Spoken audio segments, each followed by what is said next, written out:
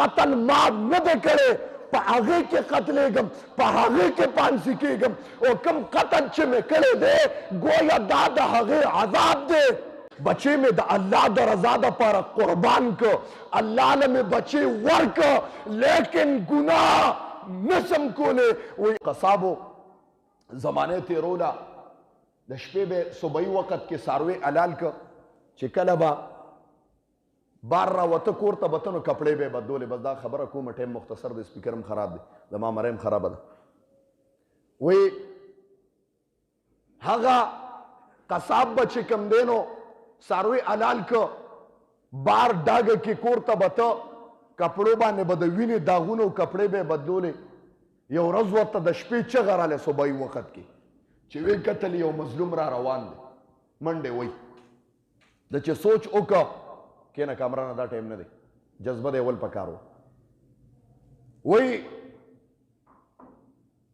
سوچ یې وکړه چې الله دا چغه د کوم طرف نه راله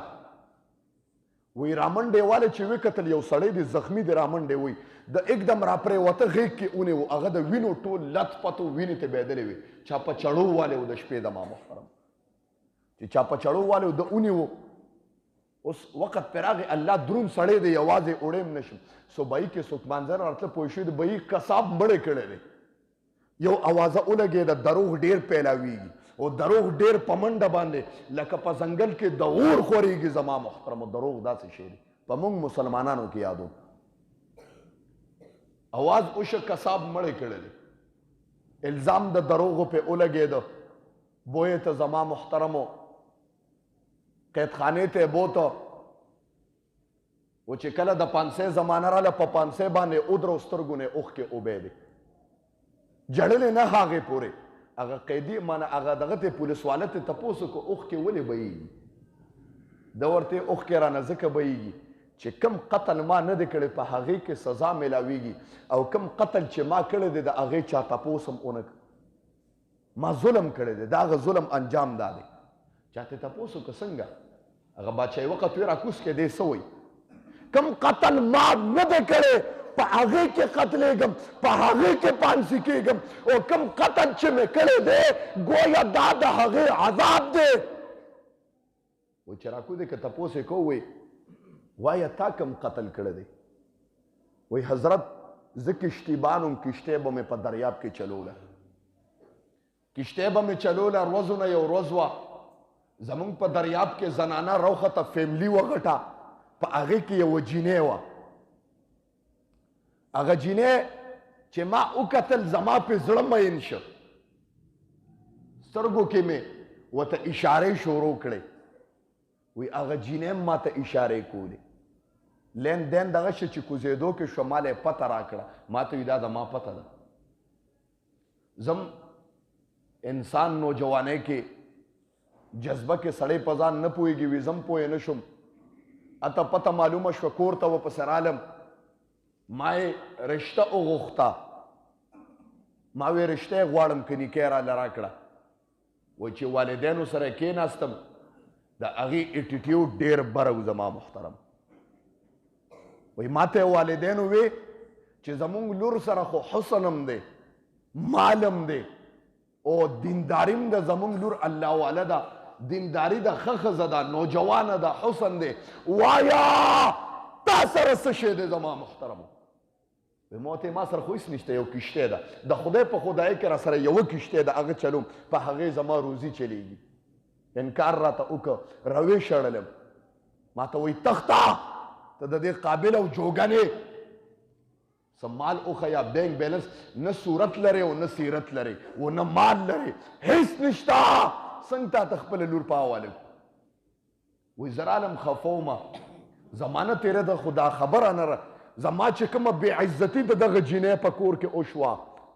دا مې د زړه نه نه وته د زمانو نه یوه زمانه وه وایي یوه زنانه ما سره کېناسته رامنډې والی غېږ کې ورسره بچیم دی 2-3 کاله پکې اوتي وي زنانه مې کوله زما زه سوچي شوی وم ګویه وهمي شوی وم هسې مې تماشه وکړه چې په غور سره مې وکتل کومه جینۍ چې ما ته والدینو انکار کړو د الله ذات ته وګوره هغه جینۍ زما کشتۍ کې الله تبارک وتعالی دوباره کېنوله زما محترم ما وی اوس موقع میلو شو د بې عزتۍ موقع اوس میلو شوه هغه ښځې ته ما ووې چې دا څه چل وکړه ما ته یې ما سره خبرې مه کوه زه اوس د چا امانت یم زه د چا عزت یم او زما دا بچیم دی اوس مې اولادم دی ما نه وړه د الله د رضا دپاره ما ورته وي اورېدی خو نه شم یو خو مې بې عزتي شوې ده هغه رانه نه هېرېږي 2.5-3 کاله وشو رانه نه هېرېږي زما محترم راشه زه چې په کوم غرض وم زما غرض پوره که پرېږدم دی غرض خو تا ته پته ده چې څه غرض دی یادو پته ده که نه आवाज نه راځي زما غرض پورا کا په دا کشته کې سمندر دی بیابانونه گویا ځنګلې دي زما حاجت پورا کا بس بیا دې پرېږدم ځه ما ته وې د الله نه ویرېږه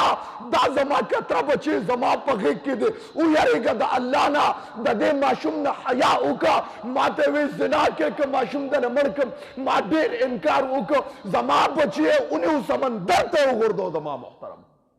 و ما چغې والې په کشتۍ کې یوازې د الله نه ویرېږه د الله نه ویرېږه بچې در راله مړ کو چغې مې والې زه ویم په هغه مور به څه تېرېږي چې د غېږې بچې ته ته سمندر او دریاب ته وغورځې د یو مور په مخ کې یو بچې قربانېږي زما محترمو په هغه مور به څه تېرېږي بچې دریاب ته وغورځو وایي اوس راځه ما ورته وی بچې خو در راله مړ که د الله نه ویرېږه بیا هم نه کوم بچې مې د الله د رضا دپاره قربان که الله نه مې بچې ورکه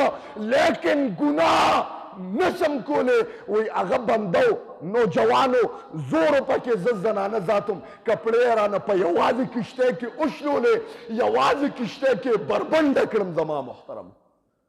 او ما په وجود داسې کړو ما وی الله نه ویرېږه د الله نه ویرېږه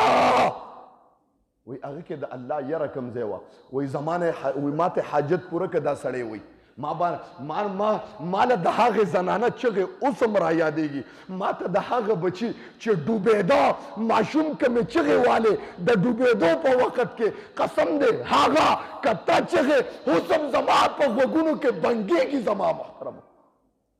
د هغه مور چغې اوس هم ما ته را یادېږي ښځې سره مې بدعملي وکړه ما وی اوس به ورسره څه کوم که دا لاړه حال به راته ووایي دریاب ته مې په زوره وویشته زما محترم او زنانه بیا هم چغې والې ما ته وی الله به تپوس کوي تا نه تر ډوبېدو پورې دا به وي زما د ظلم دی الله تا نه تپوس وکړي زما محترم ما ته هغه چغې را یادېږي ما دا ظلم کړی دی قتل مې کړی دی او دا کم قتل کې چې تاسو نیولې ما دا قتل ما نه دی کړی گویا د هغې ازار والم دنیا کې زما محترمو خبره دی پورې کوم چې کم ظلم دی وکړه کم جبر دی وکړه الله تبارک وتعالی فرمایي دا اوس د قیامت علامات دي دنیا کې خو به دنه اوزي دنیا کې به دنه اوزي لیکن آخرت کې به هم درته د دې ثمره میلاویږي الله دې موږ د دې نه وساتي او الله دې موږ په دې باندې عمل کولو توفیق راکړي وصلی الله تعالی علی خیر خلقه محمد وآله واصحابه اجمعین برحمتک یا ارحم الراحمین